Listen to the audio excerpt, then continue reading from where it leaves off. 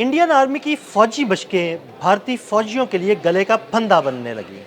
कभी लड़ाका तैयारों की हंगामी लैंडिंग, तो कभी टैंकों के डूबने के वाकयात, और कभी किसी टैंक में धमाका हो जाता है। इससे बहुत से एहलकार उनके हलाक हो चुके हैं। इस बारे में आमिर रज़ा से बात करते हैं। आमिर भाई, भारतीय आर्मी की फ़ौजी मशकें चल रही हैं, लेकिन इन फ़ौजी मशकों में कुछ ऐसे वाक़यात पेश आए हैं जो उनके अहलकारों के लिए मौत का सबब बनने लगे हैं। हमारे नाज़रीन को ज़रा बताइएगा। हाँ जी, पहली बात तो ये है कि नाच ना जाने आंगन टेढ़ा वाला हिसाब है। ये पुराने इनके पास टैंक्स हैं, इनको ये इस्तेमाल करें। रशियन टेक्नोलॉजी है, लेकिन इन्होंने ना इसमें कोई तब्दीली की, ना इन्होंने अपने टैंक्स बनाने का कोई इस तरह का चारा किया। लेकिन इनके हर साल जब भी फ़ौजी मशकें होती हैं, आपने सही कहा, हंगामी लैंडिंग तो छोड़े, 2024 मार्च 2024 में तो इनका तेजस जो था जी वो गिरा बिल्कुल। था, राजस्थान में ही गिरा था। और ये वाक़या भी राजस्थान में पेश आया, जहाँ पर फ़ौजी मशकें जारी थी और इंदिरा गांधी कैनाल के अंदर इनका टैंक जब कैनाल को क्रॉस करने लगा था, जो कि टैंक अमूमन करते हैं, हाँ जी। नहरों को, दरियाओं को अबूर करते हैं, ये बनाए इसी मकसद के लिए जाते हैं। चेन चल रही होती है टैंक के अंदर, जो उसको मुश्किल रास्तों से, यानी पथरीला रास्ता हो, रेगिस्तानी हो, हाँ जी। नहरी कैनाली रास्ता हो या पानी हो, उसमें से ये आसानी से गुजर सकता है। टैंक का मकसद ये एक ऐसी चलती फिरती तोप है, जहाँ मर्जी ले जाना चाहे चली जाती है। लेकिन आप ये देखें, 2024 में ही जब ये तेजस का वाक़या पेश आता है, लद्दाख में एक दरिया को, दरिया से मुराद ये है कि वो आप इसको कोई गहरा दरिया ना समझे, पहाड़ी नदी नाले जो हैं, जो दरिया अभी बने नहीं होते हैं, वहाँ से गुजर रहा था और उसी में फंस गया और 5 लोग जो हैं, 5 फौजी जो हैं, अपनी जान से गए।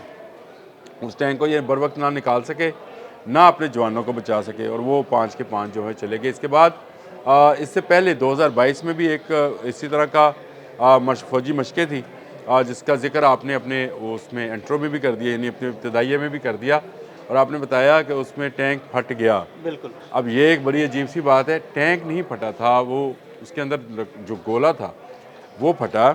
और आप ये देखें कि मशकों के दौरान भी इन्होंने चार्ज्ड वेपन उसके अंदर, या चार्ज गोला जो है वो रखा हुआ था, यानी जिसको लाइव क्या कहेंगे, जिंदा, उसको असल में तो लाइव कहते हैं ये लोग, बिल्कुल। लाइव गोला बारूद था, वो फटा और उसके नतीजे में भी 2 लोग अपनी जान से गए। अब इसमें भी जो इंदिरा गांधी कैनाल में डूबा है, इसमें भी एक शख्स जो है अपनी जान से गया। फिर दुबई एयर शो होता है तो तेजस गिरता है और इनका पायलट जो है वो अपनी जान से जाता है।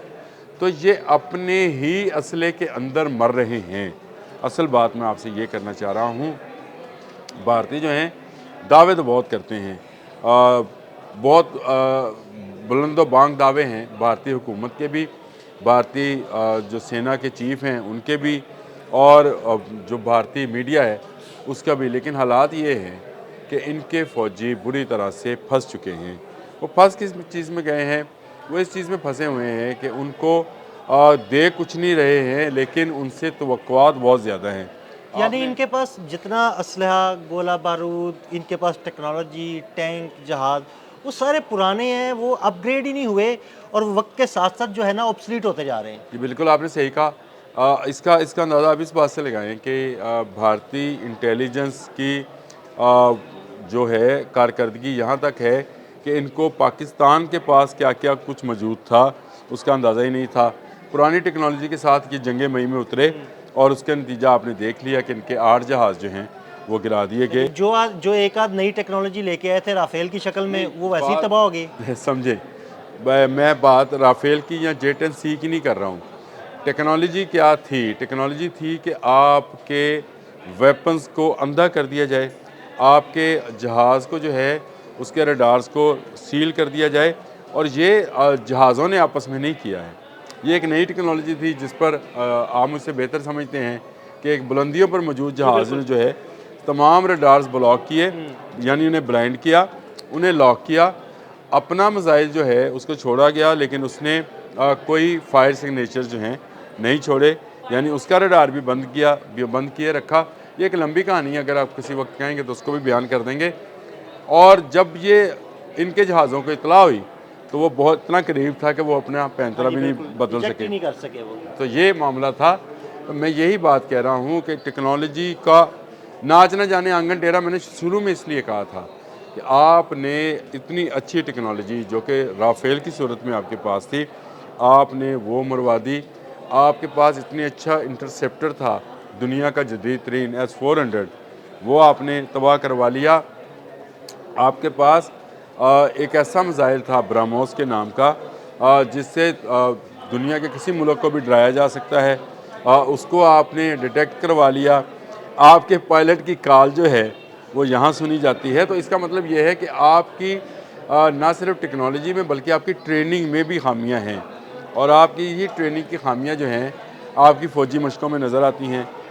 पाकिस्तान जहाँ दुनिया भर के दूसरे ममालिक के साथ फ़ौजी मशक़ें कर रहा है, वहाँ पर भारतीय अपने मुल्क में होने वाली फ़ौजी मशकों में जो खुद ही कर रहे होते हैं, कंडक्ट कर रहे होते हैं, उसमें भी मर रहे हैं। तो आप इससे अंदाज़ा करें, कभी जहाज़ गिरता है, कभी टैंक डूबता है, कभी टैंक फटता है। वैसे आमिर भाई ये बड़े अनोखा सा वाक़या है, मैंने तो पहली दफ़ा सुना है कि वो टैंक पानी में गया और टैंक डूब गया। नहीं, टैंक पानी में डूब जाए, हमें डूबने में भी कोई इतराज़ नहीं है। नहर में डूब गया, ये ऐसे ही है कि आप नहाने वाली बाल्टी में डूब कर कहीं कोई बंदा फौत हो गया, ऐसे ही है। हैरत की बात है। बड़ी हैरत की बात है। और दूसरी बात हैरत की, मुझे इस पर हैरत हुई कि जो बंदा अंदर था वो भी डूब के हाँ मरा। जी बिल्कुल, और वो उसको रेस्क्यू नहीं किया जा सका। नहीं किया जा सका। जो बाहर था वो तो खैर 2 लोग थे, वो उतर के नीचे आ गए, लेकिन जो टैंक के अंदर बंदा मौजूद था वो नहीं बचा। जब लद्दाख में वाक़या पेश आया था तो उस वक्त 5 लोग अपनी जान से गए थे। फिर राजस्थान में एक और वाक़े में जिसमें टैंक फटा था, उसमें भी 2 लोग जो थे जान से गए। तो मुझे समझ नहीं आती है तो क्या भारतीय हुकूमत, भारतीय फ़ौज जो है ये अपने ही फ़ौजियों को मारने पे इक्तफ़ा कर रही है। ये बड़ी अफसोसनाक बात है, और मैं ये समझता हूँ कि भारतीयों को अपने जंगी जुनून को कम करके जो है अपने मुल्क की तरक्की के लिए काम करना चाहिए। इनको अपने इर्द गिर्द के ममालिक के साथ बेहतर तल्लुकात, इनको जो तजारत दूर पार जाकर करनी पड़ रही है ये अपने हमसाया ममालिक के साथ कर सकते हैं और बेहतर अंदाज में कर सकते हैं। ये वो काम है जो कि इनको करना चाहिए। ये करते नहीं है, कर क्या रहे हैं जो इनका काम नहीं है। ये हज़ारों साल तक जो है लगे रहें, तब भी इनको जंगी और हरबी जो है तरीक़ाकार या उसकी ट्रेनिंग जो है नहीं दी जा सकती। आप गधे को कैसे डरबी में भगा सकते हैं? नहीं, वो कभी नहीं भाग सकता। तो आप वो उसके लिए- डरबी तो दौड़ी घोड़ों की है, तो उसमें गधा कैसे मैं यही भागेगा? कहता हूँ कि अगर आप डरबी का मैदान बहुत अच्छा बना भी लें, उसको सजा भी लें, उसका ट्रैक में आप वो सैंड जो कि घोड़ों के लिए बड़ी ज़बरदस्त होती है बना भी लें, बट भगाएं उस पर गधे को, तो क्या डरबी जीत जाएंगे? ये भारत का हाल है कि भारत ने राफेल जैसे तैयारे और इतने बड़े इंटरसेप्टर्स को S-400 को तबाह करा लिया सिर्फ एक डरबी में गधों को भगाने के चक्कर में। तो मेरा ख्याल है कि ये सोचने और समझने की बात है। भारतीय पॉलिसी मेकर्स जो हैं उनको समझना चाहिए कि जो काम उनको नहीं आता है वो ना करें, बल्कि अपनी फ़ौज को वो जो उसकी धाक थी, जो उसका दबदबा अपने मीडिया के ज़रिए, झूठे प्रोपेगेंडा के ज़रिए बनाया हुआ था, उसको भी तबाह व बर्बाद करवा रहे हैं। जब ऐसी खबरें बाहर निकल कर आती हैं तो मुझे बताएं, इस वक्त अगर आप सोचें तो भारतीय लोगों का मोराल कहाँ पर है?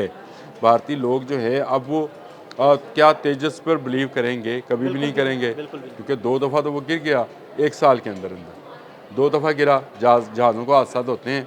उस दिन हमने F-16 को तुर्की के हाथों गिरवाया था, उसी दिन वाकई F-16 गिर गया, उसका एक हादसा पेश आया। उसको हो जाता है, लेकिन 1 साल में 2 तेजस गिर रही हैं। इसका मतलब ये है कि 82 से आपने जो प्रोजेक्ट शुरू किया था वो अभी 2025 में भी आकर मुकम्मल नहीं हुआ, इतने सालों के बाद भी। तो इसका अंदाज़ा इससे क्या कहा जा सकता है कि 40-42 साल में आप 40 जहाज़ भी नहीं बना सके हैं, और आपके टैंक डूब रहे हैं, फट रहे हैं, तबाह बर्बाद हो रहे हैं, और आपके सैनिक जो हैं बिला वजह की मौत मर रहे हैं। तो मेरे लिए मैं ये समझता हूँ कि ये अफसोसनाक भी है, और आपकी वो जो मुतशद्दिदाना पॉलिसी है, या जो आपकी बेरहमाना पॉलिसी है, हर मुल्क को किसी न किसी तरीके से जंग में उलझाने की पॉलिसी है, उसको बदलने की ज़रूरत है। आप पुरअमन रहें ताकि ख़ित्ता अमन के साथ तरक्की कर सके। बहुत शुक्रिया आमिर भाई जी। बिल्कुल, आमिर रज़ा ने बड़ी तफसील के साथ आपको बताया कि भारतीय फ़ौज में कौन कौन से हादसात रोनुमा हुए और कितने उनके फ़ौजी एहलकार हलाक हुए। अदील अहमद और आमिर रज़ा को इजाज़त दीजिएगा। अल्लाह हाफ़िज़।